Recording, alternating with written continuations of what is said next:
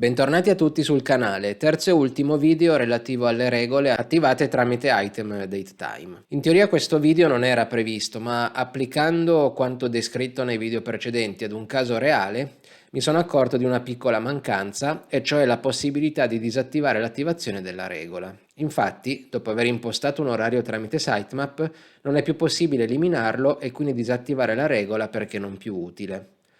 Ovviamente se si è in grado sarebbe sufficiente settare una data passata nel nostro item oppure disattivare direttamente la regola stessa, ma questo vorrebbe dire dover accedere all'interfaccia di amministrazione di OpenHub.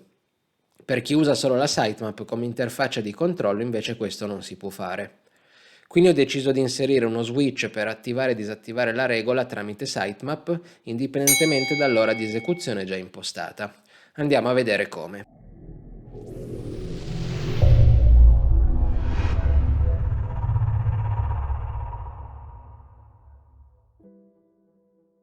Quindi per raggiungere l'obiettivo di inserire uno switch nella sitemap e permettere all'utente l'attivazione e la disattivazione della regola, dobbiamo andare a creare un nuovo item di tipo switch, aggiungerlo nella sitemap e poi condizionare l'esecuzione della regola anche allo stato di questo item.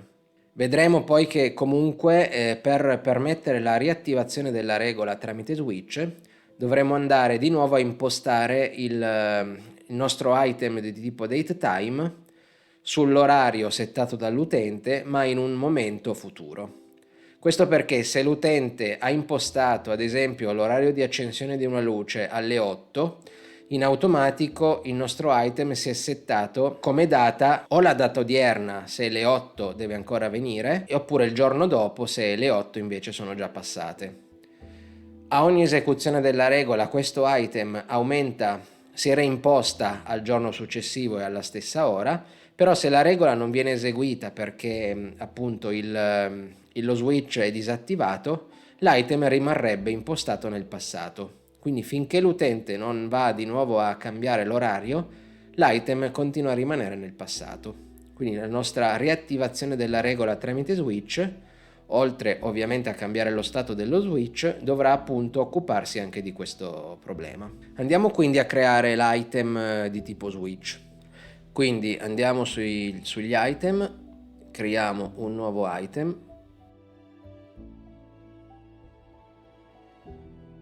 tipo mettiamo switch, categoria mettiamo switch, così ce lo fa vedere bello e siamo a posto. Creiamolo. A questo punto dobbiamo andare a modificare la regola. Quindi andiamo a cercare la nostra regola, accendi luce auto, che al momento è disabilitata. Quindi aggiungiamo come ulteriore condizione la condizione di un item e andiamo a prendere il nostro item.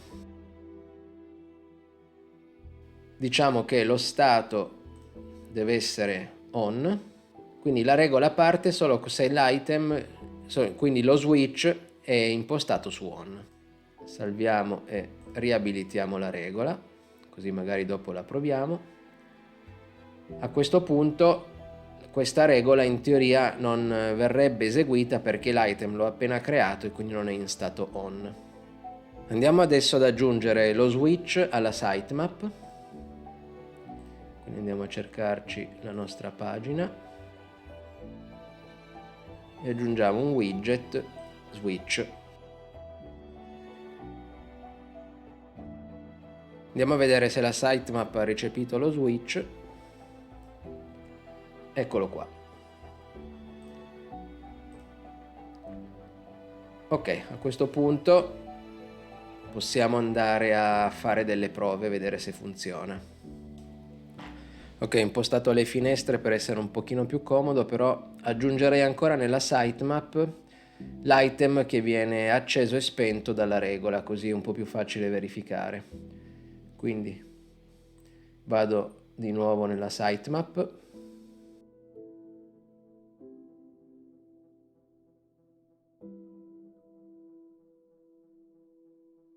Salviamo la sitemap. Meglio mettere light che mi dà l'idea dello stato acceso-spento. Ok, adesso abbiamo tutto per poter effettuare la prova. Andrei a settarmi la visualizzazione dell'item, quello che contiene appunto la data e ora di esecuzione, e a questo punto lascio lo switch disabilitato, imposto un orario le 19, adesso sono le 19:21, mettiamo 19:22 e aspettiamo che venga il momento di eseguire la regola. Quindi non dovremmo vedere la luce accendersi e il nostro item rimane settato a una data ora passata. Ok, non è successo niente. A questo punto la controprova è quella di abilitare, però vedete che io se abilito comunque la regola non verrà eseguita perché il mio item è sempre nel passato, quindi dovrò fare una correzione, però adesso per fregarlo lo setto a 23, quindi adesso aspettiamo le 19:23 e vediamo che la luce si accenda.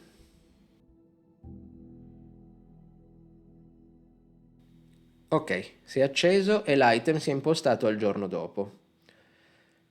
Quindi funziona tutto, l'unica cosa che dobbiamo fare adesso è far sì che se io disabilito e imposto ad esempio un orario passato e riabilito, lui si deve impostare a un orario futuro, a una data futura.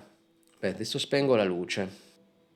Quindi per gestire questa situazione io vado banalmente a prendere la mia regola che viene richiamata tutte le volte che viene cambiato ora e minuti, che è imposta DT rule, che vedete viene invocata quando cambia ora o minuti, e questa regola l'abbiamo vista nel video precedenti. Cosa fa? Praticamente prende ora e minuti e imposta correttamente nel futuro l'item di tipo datetime. A questo punto io aggiungo un ulteriore trigger che si basa sul mio switch.